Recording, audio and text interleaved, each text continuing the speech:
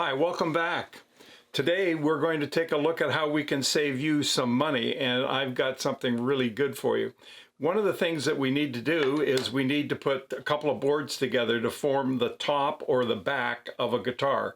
And what I have here is a jig that I want to show you. First of all, this is made out of aluminum, and it's just a simple tube. It's a square 1 inch.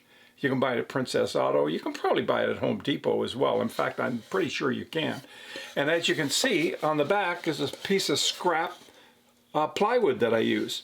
So what I've done is I've simply run these 4 pieces. They're about 20 inches in length. And I separated them because we've got another, 20 inches or so for the top to run along here. And so you drill through. It's aluminum. It just drills so beautifully, and it just goes right through, no problem whatsoever. You screw it to the plywood and you're done. There you go. Okay, let's take a look at how this jig works. Okay, it's kind of neat, really. Okay, what we do, we get the wax paper, we set the wax paper down in here. Now, I'm not going to do it today. It'll be a little bit of a mess, and I've got one already finished I can show you. But we'd run this through the jointer here, like so. We then take this board, once it's nice and smooth, and I'll show you a shooting board later on because that's part of this process. We will then set it like this after we've glued it. It sits on top of the paper. This isn't going anywhere. Look at how solid this is. So what we do next is we take some string and we put it around one end, and then we wrap it around the other end like so. If I can get that there. And then we'll bring it back down here.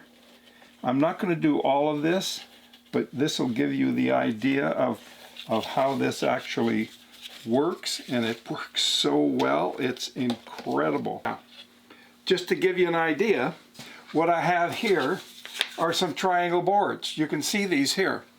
These triangle boards, they're actually 2 different thicknesses, will now go in here. We'll hit them if we have to with a persuader, but they just simply go up into here like this, split across there like that.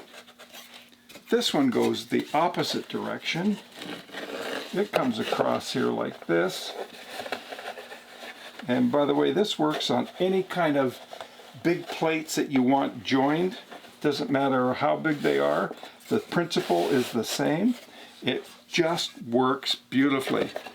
So then this will come up here like this, and this one will come this way, and I haven't got this tight because obviously we're not gluing it, so, but it gives you the idea. Then we would simply take a hammer and the persuader, and we just bang it on the end here, which tightens it up.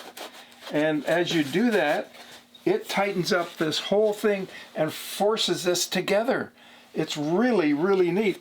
And then that's it. You're done. I have them offset so we can find that because you've got this thing playing so smooth that when it's offset, you can find the center again and put a little notch there, and then we can draw a line across that because we're going to need that. Now, what is that going to look like when it dries? It's going to look like this. You can see this piece right here. This is a piece of wood that has been glued together. This is Sitka spruce. The boards I just showed you were Engelmann. That's just a different name. Don't worry about it. But it's stiff. It's not going anywhere. All the reinforcing is going to go on here once we cut out what we need to cut out of there. So that's what it looks like. Here's one for a Martin size 2 that I talked about the other day. It's a little smaller, and it's going to be just delightful. And I have a mahogany here that I can show you. This is a back that I've put together. It's done exactly the same way. You can't even see the seam, and it's glued exactly the same. And here comes the granddaddy of them all. This one I cannot wait to finish. Look at the coloring on that. That is spectacular. Oh, when this is all done, it's going to come up so beautiful. It's going to be so dark and so red. Oh my goodness, is that going to look great. And rosewood smells terrific. Really terrific. So you can order a jig like this online and you'll pay a whole lot more, or you can save some money and just use a jig the way I've done it here. So when I'm going to actually put this top together, and I'm going to use this jointer over here to make it nice and smooth, I'm going to then use a shooting board along here.